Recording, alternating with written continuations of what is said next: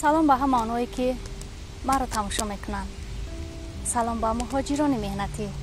سلام به اعضایان صفحه های اینترنتی هم. سلام به دوستداران برنامه هایم. امید میبندم که همه شما صحتمند باشید. زیرا مهمتر از همه برای انسان تنی به درد است. پس همیشه به درد، به غم، صحتمند و سربلند باشید. طور به همه شما معلوم است من بجز برنامه های اینترنتی کارمند روزنامه زن و مرد هستم و بند کار روزنامه بودم که تلفن دستی هم زنگ زد. صدای یک جوان به گوش می رسید که از من التماس و خواهش میکرد از حال یک زن با خبر شوم. البته با جان و دل قبول کردم پیشنهاد آن جوان رو، چون او تماشابین من بوده است، تماشابین برنامه هایم بوده است. اما از او یک خواهش کردم. خواهش من همین بود که اول نوار و یا رسمی همون اویله و یا خانواده شان رو روان بسازند، بعدا من رفته از حال و احوالشان با خبر می شوم. طریق واتساپ برای یک رسم روانه ساختن که یک دکان بود، یک واگن بود و داخل آن واگن یک زن با 4 فرزند زندگی می کرده است. اما من نرفتم به سراغ آن مادر و آن زن و دیدن آن اویله. باز هم او به من زنگ زد و حتی سرزنش کرد که برای چی تلفنی باوری گفته در صفحه هایت میگذاری و جواب نمیگویی، به درد انسان هایی که دردمندن، نیازمندن نمیرسی. و این سخن من رو وادار کرد که کمی دیگر به مسئولیت شوم. واقعا او حق داشت، اون برادر حق داشت که چنین سرزنشم کند.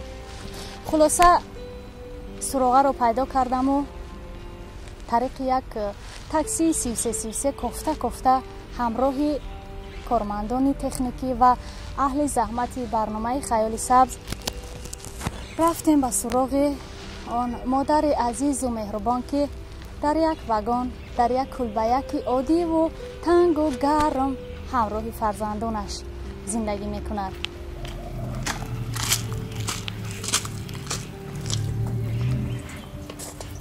سلام علیکم کلا. سلام علیکم کلا جان. چی حال داره؟ نمیخواد این میبینی خود که بعدی وارد آن واگن شدن خودم را معرفی کردم و گفتم که ما از برنامه خیال سبز هستیم، برنامه اینترنتی، و همچنین یادآور شدم که من کارمند هفته‌نامه زن و مرد هستم. البته نامم مهرافروز. زمستان ده خواهر جان همین تخنه که هست که دستت شخ میشود. گاهی میشه که سوید میم برکو لخ پرم نداریم، اجازه ندادن کرپرم نداریم. هر کس میرانی تمام یکی با بهار دزید میشه نکه خیلی چیو میشه میپتیم با دیگه. طوری که به همه شما معلوم است در نوار مادر عزیز زیاد درد دل کردند، حتی گریه کردند، از روزهای مشکل زندگیشان قصه کردند و گفتند که شب‌های می شود که نان خوردن نمیابیم و فرزندان تا صبح اوچه جان سحر شد، اوچه سحر شد گفته از من پرسان می شوند. بچه اکام همین جدا اومدیم سال یکمی که ما همین جامعه خواهر جان بچه هم همین گیشنه زمستان سخت اومدم سال گیشنه هچ نونه نداریم بخوریم. بچه هم خواه میرن اوچه روز چی در اوچه روز چی در میگم اوچه نون نداری بخوریم میگم. در زندگی چنین روزها چنین لحظه ها نیز می شده است. اما دوستان عزیز این برای من مهم نیست. اساس آن است که من باید با یک چند موضوع، با یک چند سوال، با یک چند مشکلاتی که دوام یک شبانه روز اطراف نام من پهن گشت باید که روشنی اندازم. ما امروز درباره یک تема کمک ژوستکا صحبت میکنیم. درباره یک ژورنالیستка ای توجیکستان نامش مهرافروز. این همین صورتش، این همین صورتش، انا همین دختر.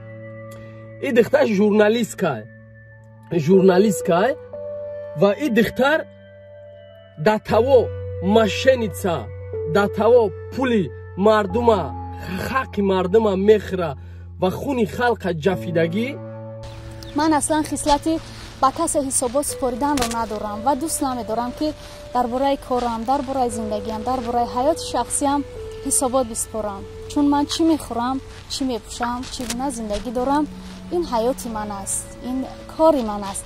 ولی چون دوام 2 روز بسیار شرهای ناجا، خوب صداهای ناجا، زنگهای ناجا در سامانه ها دیده می شود، عین حال من مجبورم که پاسخ بگردانم و همه آن نافهمایی ها، ناجوری ها، آن شرها و صداها. وقتی من از حال آن مادر پرسان گشتم و حتی پرسیدم که کی از حال شما با خبر می شود، کی خانه شما می آید، کی به شما خوب دستگیری مالی و معنوی می کند، مادر عزیز گفتن که بجز مردمی محله ناحیه شاه منصور و همسایه ها کسی به من دستگیری نمی کند. خلق یردم اینن 2 مرتبه ما کسادیم همه خلقی شاه منصور پارلمان یردم کرده. من نمیدونم وقتی که ما سنه 26 ماه می به خانه اون مادر رفتیم و نوار آماده کرده و سنه 27 در صفحه های اینترنتی گذاشتیم، الکی زنگ ها، پیام ها و تهدید و تهمت و فشار آوردن ها به سر من شروع گشت.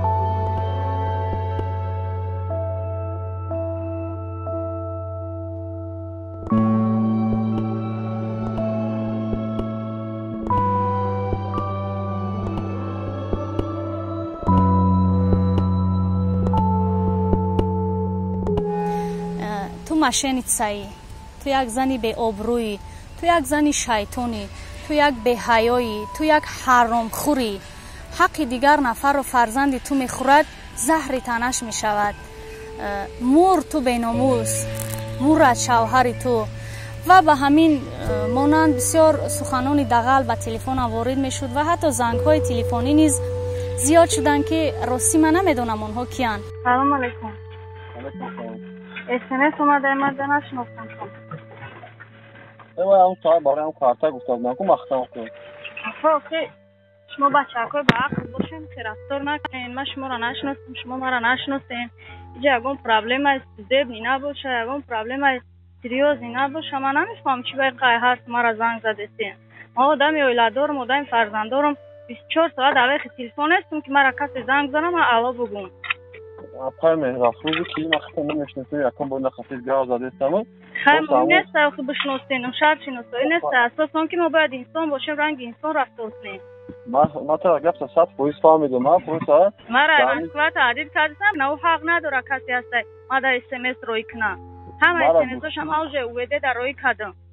مرا گوش کوی اپا ما تو بشتن تاکی ما غفوری خیلی غفوری تو کیه که مرا فرمان میتم. ما فهمیدم تو چیکار میکنی پروسا کارتا همه آدم برای گپ نشد هم کارتا او کارتا که شما میگن آدم باسواد باشن او زبربانک ما در تاجیکستان یا او خلا در تاجیکستان مسکو یگان خیلی بازیچن است که بنام ما زبر کارتا بکشه ما اینا کارتا تابگی دختره کارو تاببین ا بچه در وطن خودمون 10 15 روز وقت در کورای وجود میفته اونجا پاسپورت میبری صورت میبری امضا میمونی اگه مسکو بازیچه بده شما در بانک کشکی ما میرفتم بنام دیگه آدم کارتا میکشده اما برنامه میزده ما قطعا آدم خود چونگر زدگیم نه افا ما گوش کوی همینو ما قطع نه جان کسی نه جان خیلی اس ام اس تا بار بخونو هیچ خیلی اس ام اس روی داره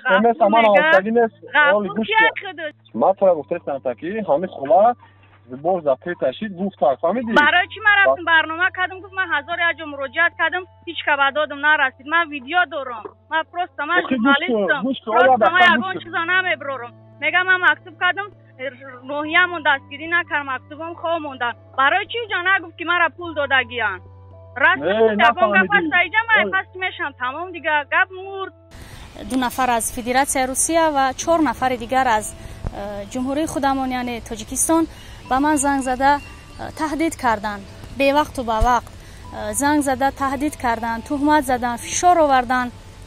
خب ترس دادن که من برنامه‌ام رو از صفحه های اینترنتی توزیع کنم، ولی من توزیع نکردم، چون بجز الله من از کسی نمیترسم و یگان کاری غیر قانونی نیز نکردم.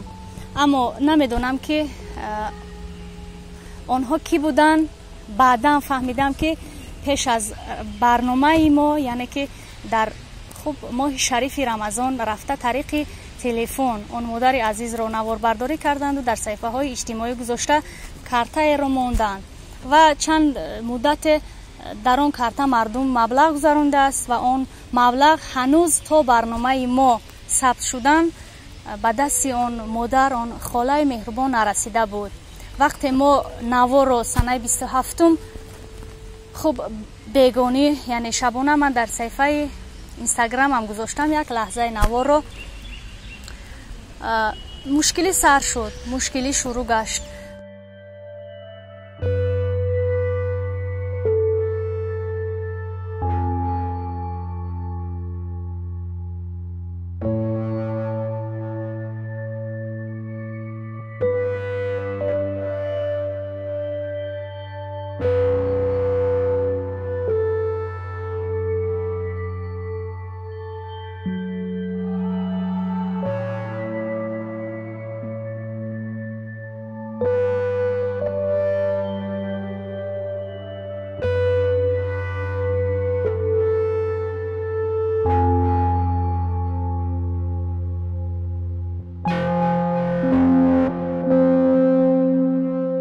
و سنه 28 همون جوانانی که اون مادر عزیز رو نوار کرده بودن رفته مبلغ میدهند و میگویند که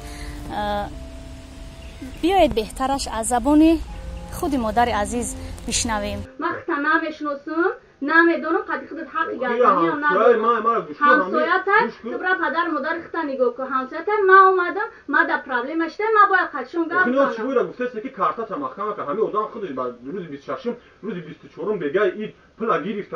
ما دستون آوردم دادم، کاری گفتو نگفتن تو من نآوردن خود بعد خود نیستم آوردن. نمیدونم بعد ما آوردن روز 28 آوردم. به همه کارتای مهرافروز میموزوده سوم نپته ای آوازهای بر دروغ کردیم. ما پول گرفتگیم سوم بعد سوم گرفت رسیدگی است. با غفار رحمتی کلون غفارکی ما را دستگیری کلون کرده. میدونین کنم فهمیدم. من حقارت کن خواهر جان. همه گفتن که فهمیده نم تا ما گفتم من نفهمیدم. نم فامیلی امی دختر من نمیدونم کیه. من نفهمیدم که میتونم. من تعریف شما را. همو من چه کایستن؟ اگر دروغو هم ببریم شانکو. من خدا گپی گنده میگن که حقارت نه. کی تما د سوم پاسته بیوی ماشینی که چون چی وقت زنگ ها پیام های بسیار زشت و درشت و بی‌عدالتانه به صفحه های من به خوب رقم تلفن من زیاد گشت. با اون مادر عزیز زنگ زده پرسان شدم که این نفرها کی هستن که مرا تهدید میکنن؟ شاید اگون خویشاوندان پیوندان شما هستن که نمیخوان شما رو در سامانه های اینترنتی ببینن.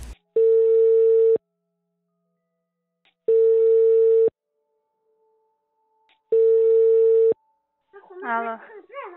سلام علیکم. سلام علیکم. خاله خون هستین؟ نه بداری. چین جنس دوزین؟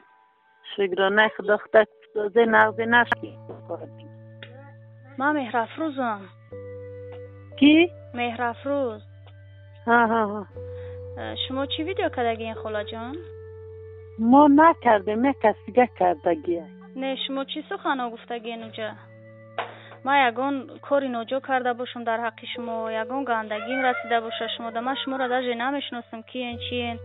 قطعتون تلفنی صحبت کردم دختر جان بیین حال ما بینین ختم بعد بفهمین بها بتین. قطعتون صحبت کردم با ما گفتم که خاله جان من میتونم که یگان مکتوبات تشکیل کنم تیار کنم مقصد جناب درایی کنم رئیس شهر در روان کنم دستگیری ها بشه و شما در خلق چی یارده میکرد خاله ای طرف جانبی ما ای طرف یعنی برنامه خیالی سبز ما شما در میاره میرسونیم. من نفهمیدم که شما خیلی هر مرا پستاوید میکنین. من چیکار کردم؟ حقی کی را خوردم که مرا خیلی کدستین؟ من خواهر جان یگان چی نمیدونم. همی من گفتن همه تو اومد ما را کمی رکایی یا کردگی بدن تا که اگر کردنی خاله جان شیرین، خاله جان من وقتی رفتم کامیرام قطیم بودن چی به شما نگفتین که من روزی نیستم مرا کامیرا نکنین؟ ایدرتون در اومدم گفتم خاله ما این آزمیم فرسیدین من چخه بشینم چیکار کنم؟ ما شما را مجبور نکرده بودین، ما با هیچ چیز حقوق هم نداریم. با ما خیلی صحبت کردیم. من گفتم خاله پروداکت همه چی داریم. گفتن شگرانه خدا دارم، همسایم دستگیری میکنن. چی به همه با مقصد نگفتین که ما دیگه آدما دستگیری کردستن. ما دقیقا مقصد چی نکردم. ما در پرابلم نمیشه. ما اگه بچه هیچ کس نمیترسن. خاله ما را خداوند بدونه کیم دیدیم. گفت سری او خاله که این مقصد اینترنت بعضی گپ چپای بی اساس کردستن. این گپ چپ مقصد ابرو را نمیرسونن. ما در پرابلم نمیشه. او ابرو چیز چورا خداوند میتد با هم در کار باشه میگیرش. نکی من نمیفهم که اینجا چی گپ شیدگیه. شما را یگان کس تهدید کردسته؟ نه مرا یگاه کم چی کردن که خود چوکی ایدینا خاله جان ایدینا بگم من برنامه ما پرت افتم. من کارتا ندارم خدا. من کارتا دیگه آدم به خاطر شما موندم. اگر شما امو دین امو روز میگفتین وقتی یان کدا که ما برنامه خود ما کارتا داریم یا میگفتین که این رقمای مرامون من با جان دل قبول میکردم. با چند نفر شما را ایدینا تو امروز دستگیری کردن رقماتون آمد دادم. ایدینا بگم ما برنامه را پرتیم یک کدا 1400 چند سومانی جمع شده 20 روبل 40 روبل 60 روبل 200 روبل همه شما در میارو میرسن. و خاله جان کویتانسیاش قطعی شما خیلی ندرست نفهمین مرا. نه خواهر جان ندرست نه و همین را بگی شکرانه خداوند خاله جان من صاحب خانه و درم صاحب ماشینم صاحب فرزندم صاحب تن صحتم یگان کمبودی ندارم در زندگی. شوهر دارم 3 تا فرزند نازنین دارم.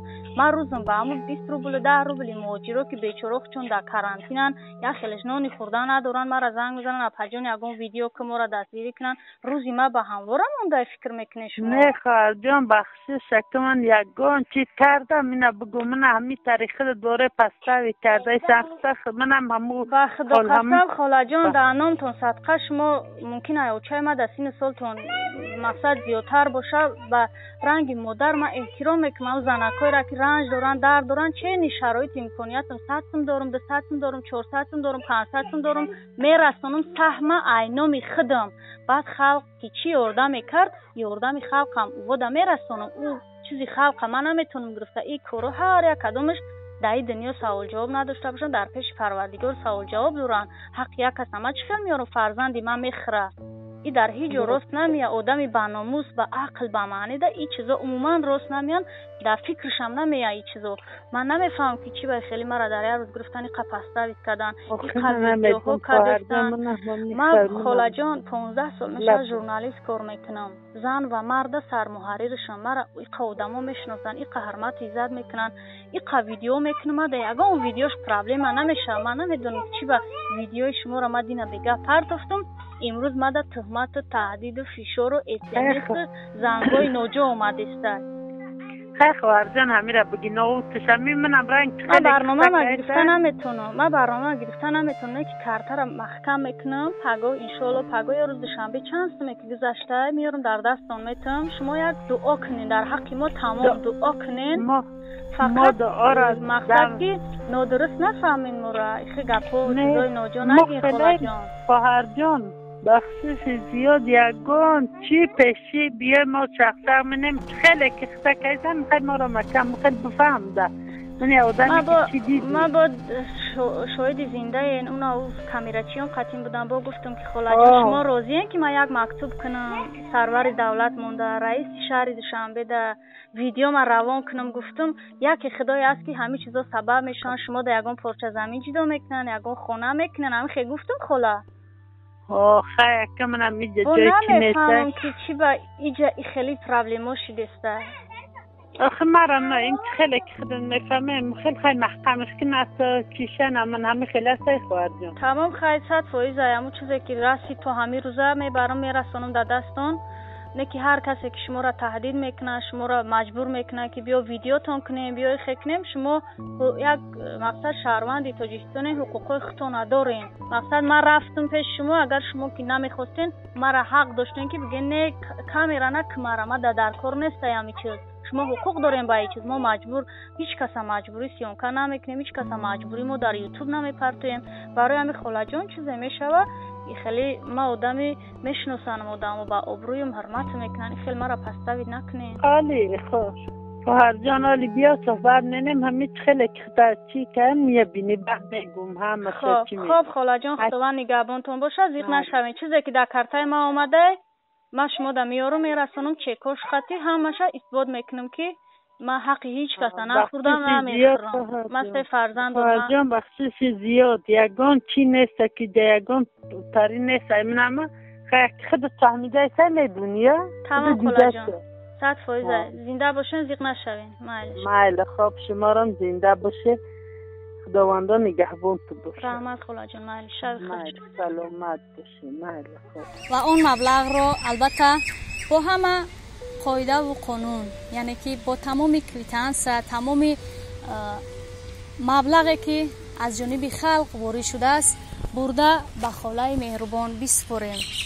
اما نمیدونم اون جوانان نامعلوم ناشناس میان خلق گپ و کلوچه پهن کردن که گویا ما اون کارتر رو به نام خودم و یا مادر عزیز کشوده و در صحیفه ها گذاشته ایم. همو اویران باید طرز فریب سیومکا کده میبرویا در یوتیوب کانال کارتای خودشا میمونه.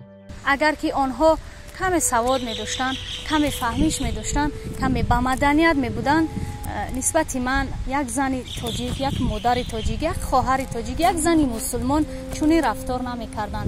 آنقدر حرفای ناجا گفتن، آنقدر دروش رفتار کردن، آنقدر به عزت نفسم رسیدن، آنقدر حرفای دغل گفتن که باور کنید شما دوستان عزیز تحملشون خیلی سخت است. این کسرش و یه زنک وگانان خور رفت است کو ایها 300,000 پول جمع شد برده داد. این کسرش خود زنک خودش رفته 150 پول داده. ما تی سیونکم سیونکر پوینش نمره کارت مونده است. های کارو چی داوجا ویدیو کردای گفته که شما کارتر از دادن همه سوما پارتوفتن یا بردن یا 150 سوما دادن خستن اومدن و خیلی گفته نه دادن جو خیلی من نه ما همون ویدیوش خودم دیدم تماشا کردم. هرچند کوشش کردم مبارزه بردم دوستان عزیز تا با آن برادران مراسا کنم با یک خلاصه عمیق و خوب بیاییم. متاسفانه ما رو نتوانستن درک کنن، فشار آوردن، تهدید کردن، تهمت کردن، سخنانی ناجا گفتن، حقارت کردن.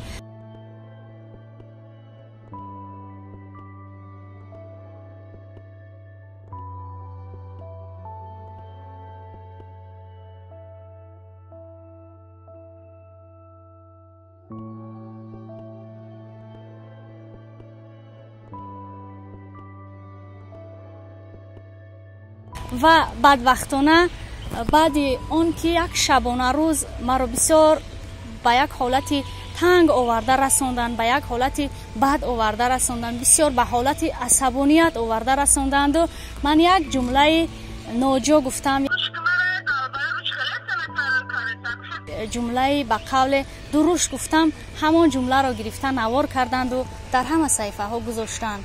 آنهایی که مرا میشناسند، آنهایی که در گرد و اطراف من زندگی میکنند، آنهایی که با من همکارند، دوستان، برادران شناسند، خوب میدونند که من چگونه انسانم، در چه محیط به دنیا آمدم و کمال یافتم، چگونه زندگی دارم. و واقعا علم آور است وقتی یک برادر مسلمان خود را، یک زن تاجیک را، یک مادر تاجیک را، یک خواهر تاجیک را تا این درجه تهدید میکنند. اکثر اون میروه که یا کی بدن که همش اجویا شدن، این خیلی ویدیو کردم و در پرتفتن. این همه آدم هم غفور مدد دارم. انا غفوری گفتگی تو مرا زنگ زد تهدید کرد. نمیشه شتگی بدیم فکر ما گفتن که اومدن مرا سیون کردن. پیش چون اون مهرفروزه کیه کردن. من این همه خودت گفته سگم. ما شما را خواهرجان نمیدونم. فهمیدی که با خواهرجان گفتم. تا دوباره گپ به من. منو میترا نمیدونستم. همه مهرفروز کارترم نگفت که کارتر وی مینم ای کارتر ای پیش خودشوی کردگیه یگان کسم نپته آوازهای بر دروغ کردگیه. واقعا علام‌آور است، دردآور است که یک مسلمان دیگر را رنج می‌دهد، و او فشار می‌آورد، تهدید می‌کند، تهمتش می‌زند، خوب شرمنده‌اش می‌کند میان خرد و کلان.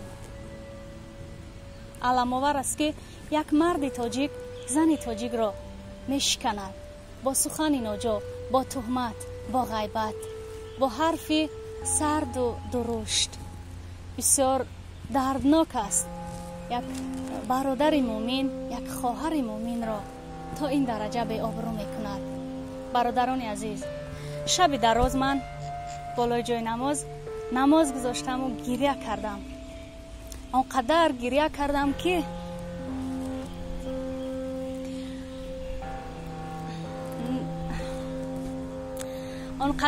کردم که تا خالی شدن علم‌های دلم، تا خالی شدن همین وزنینی‌هایی که شما برادران عزیز به سرم آورده.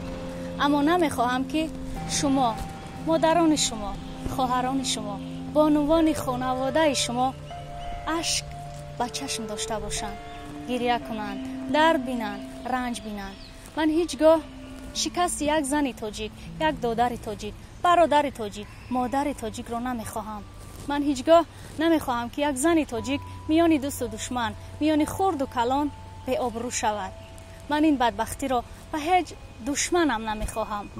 شما باور کنید.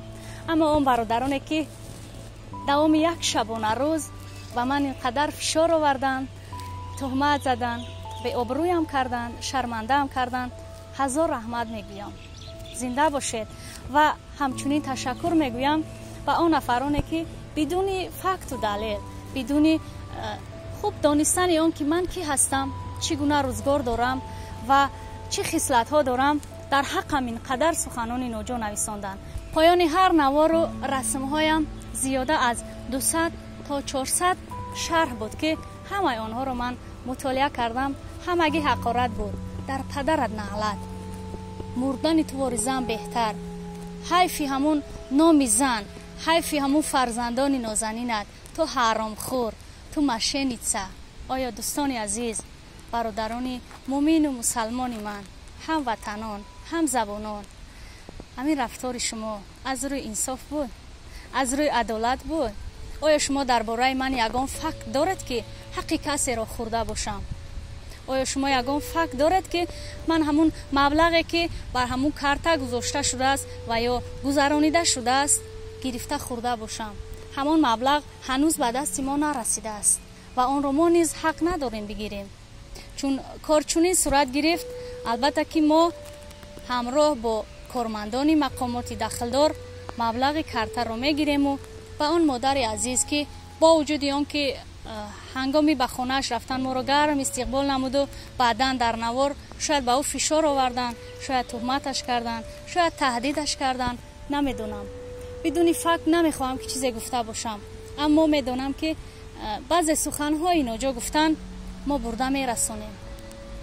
و همچنین دوستان عزیزی من میخوام طریق این نوار با نعیم جان سیدعلی دادر عزیزم که طول 8 سال روی صحنه بودنش من پیوسته مبارزه بردم به خاطر پیشرویش، پیوسته او را دستگیری کردم، پیوسته کوشش نمودم که او در صفحه های اینترنتی فعال باشد، او در مقاله های روزنامه چهرهش و یا رسمش گذاشته شده باشد.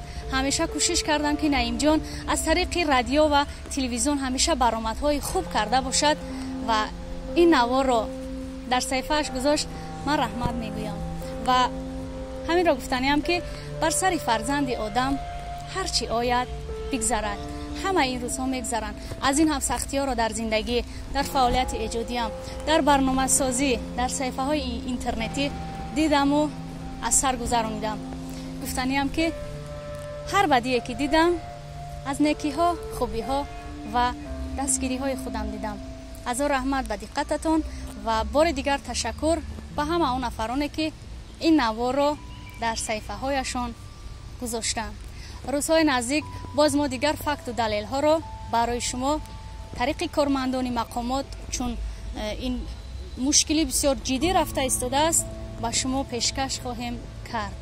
شاید روز ما گریه کردم نماز خوندم که در حق شما ما چی بدی کردم که خیلی ویدیو کردم و شما گفتین شما ایجاشتا گفتین که ما درک ندارم اما مهرافروز اومده مرا سیونکا کرده ما در کارتا مونده چخه مرا میان سیونکا میکنم ما درک نمیارم انصاف عدالت این قرآن ایستادگی من یک زنه که بی سوادم شما خوندگی سوادو این همیجا اومه شما دور مدیم خیلی یه روز پیش من زنگ زایه من خیلی که او درگی جای رو خرد بیرون یک از دوز من روی کرد زنگ زدم خودم درگی جای میام که نامدم هر ورزی داوری پاچه نتونستم پاگش بعد زنگتون زدم تو خلا مدینه زنگتون زدم گفته مالی بیا من خونه داریم نبینه شرایط نبینه زندگی نبینه گفت نه جگر سر میرا خلا که شما امو را پسترید کردین اینجا شما را اون کس تعدید کرده باشه یگان گپ اینجا گفته باشه یگان چی کرده باشه شما باید که ایرو انصاف و عدالت گپ زنیم برای که جگر سر زندگی ما رفته سر گپ سر آب روشن شرایط ما رفته سر